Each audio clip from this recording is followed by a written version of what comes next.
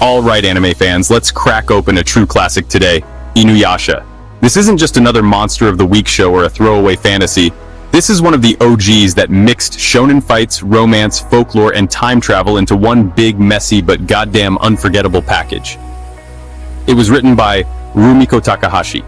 Inuyasha is one of Takahashi's most famous works, following the success of previous hits like Urusei Yatsura and Ranma 1/2. If you grew up in the early 2000s, chances are the Inuyasha anime was blasting on your TV at night, dragging you into feudal Japan full of demons, swords, and heartbreak. And honestly, it still holds up because it's raw, it's emotional, and it's packed with everything that makes anime addictive. Now let's dive into its plot. The ride starts with Kagome Higurashi, a modern-day schoolgirl who, instead of worrying about exams, gets yanked through a fucking well into feudal Japan. There, she meets Inuyasha, a half-demon, or Hanyo, sealed to a tree for decades because he tried to steal the sacred Shikon jewel. Kagome frees him, but the jewel shatters into countless shards that scatter across Japan. And boom, that's the setup. Inuyasha, Kagome, and their ragtag group hunt down jewel shards before demons and assholes like Naraku get their hands on them. Along the way, it's part demon-slaying adventure, part soap opera romance, and part tragic folklore story. Together with their friends Miroku, a monk, Sango, a demon slayer, and Shippo, a fox demon, they set out to recover the shards before the evil half-demon Naraku can use them for his own dark ambitions.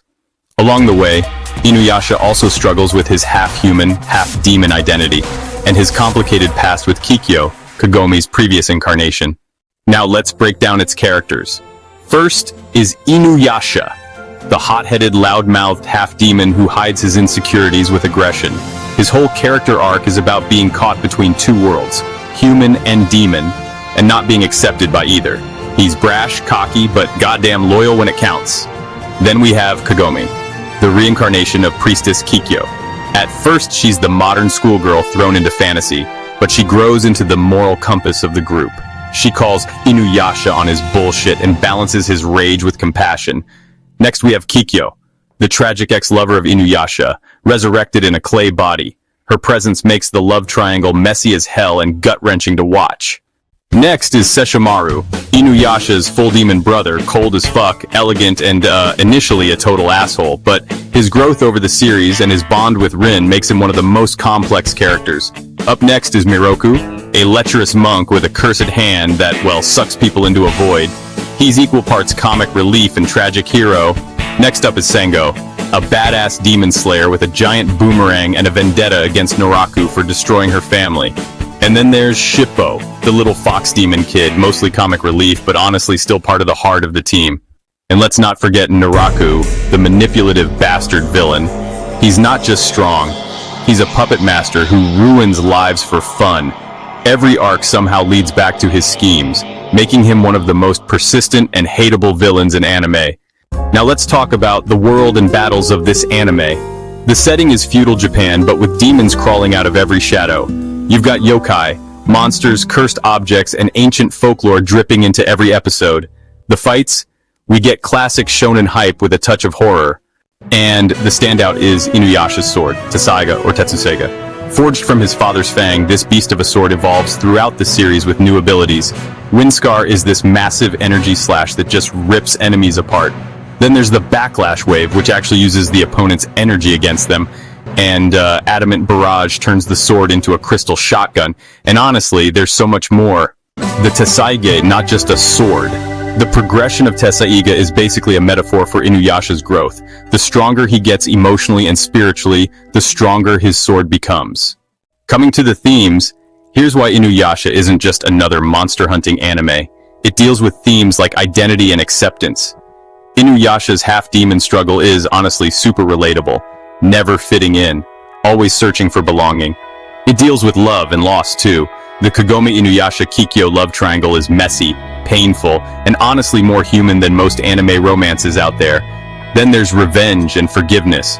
From Sango's arc to Sesshomaru's grudges, the show just keeps asking if vengeance ever really brings peace. And yeah, it deals with destiny versus choice.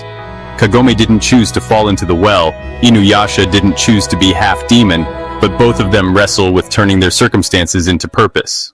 Now coming to its animation and music, This was early 2000 Sunrise, not the smoothest by today's standards, but goddamn does it nail atmosphere.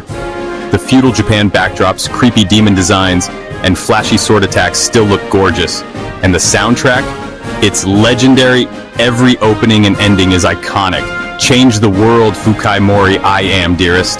The music goes from heart-wrenching ballads to pure adrenaline, and Kaoru Wada's haunting score totally seals the show's epic vibe. Now, why it's worth watching? Well, because honestly, it's everything rolled into one show. It had epic sword fights and demon battles.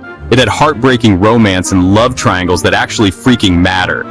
There's rich Japanese folklore that just feels timeless. And the characters? They grow, they suffer, and yeah, they totally stick with you. Final thoughts. Inuyasha is flawed, sure. Sometimes it drags, sometimes filler slows things down, but the emotional weight and adventure vibe make it unforgettable.